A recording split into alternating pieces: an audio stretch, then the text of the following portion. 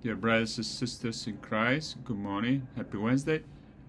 You are watching this video on Wednesday, July 22nd, or a couple of days after that.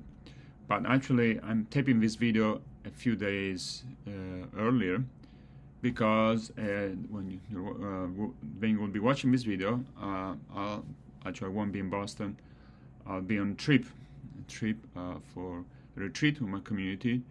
And then I'll be taking a few days off. I'm coming back on August 2nd. I'll be gone from July 21st to August 2nd. So as you're watching the video, I'm not in Boston. I'll be in California for this retreat. But I do want to miss the opportunity to share with you a few reflections on this other pair of works of mercy. Now we are to visiting the sick and forgiving offenses willingly. I moved a few things around, but even the next two works of mercy are to visit the sick and to forgive offenses willingly. To visit the sick, of course, it's a very important work of mercy.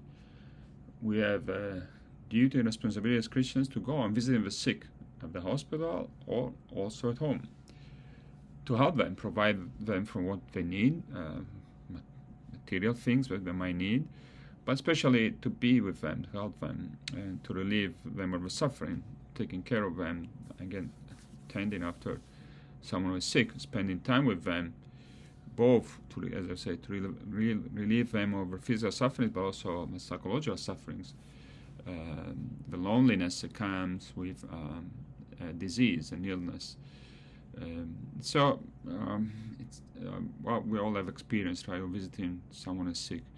But it's important to visit them regularly, especially someone who has had a prolonged illness, or someone maybe who had a surgery, and particularly someone who is very, very ill. It's important to go and visit them and to provide for what they need, physically, materially, but also psychologically and spiritually. Also, we need to remember that an illness usually comes with a series of more or less direct consequences of implications. Like I said, besides the physical pain, there's emotional, psychological pain, loneliness, frustration, being worried about the future.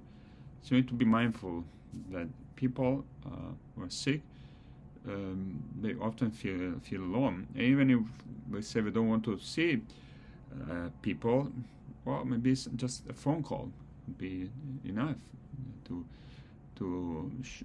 make them feel better, to show them we care and they're not alone. And now to the spiritual work of mercy, to forgive offenses willingly. And to forgive, it's an important work of mercy. God forgives us constantly, and He wants us to forgive others. To forgive willingly, not to hold grudges, and to really be proactive in forgiving, not to wait for a person to come and say to us, we are sorry. Really and when people come to us apologizing, to be really willing to forgive every person. First of all, we need a disposition for forgiveness, and not to wait for a person to come before actually forgiving them. Disposition for forgiveness means that we are prompt to forgive others and willing to do it, and do it concretely when someone who has wronged us comes to apologize to us. Mindful that God forgives us all the time. First of all, in the sacrament of confession, God forgives us willingly, and He asks us to do the same. Be perfect as your Father in heaven is perfect, said Jesus. To be perfect doesn't mean to be impeccable. To be perfect means to be merciful. The Father in heaven is merciful, so to forgive others willingly and promptly. Take care and God bless.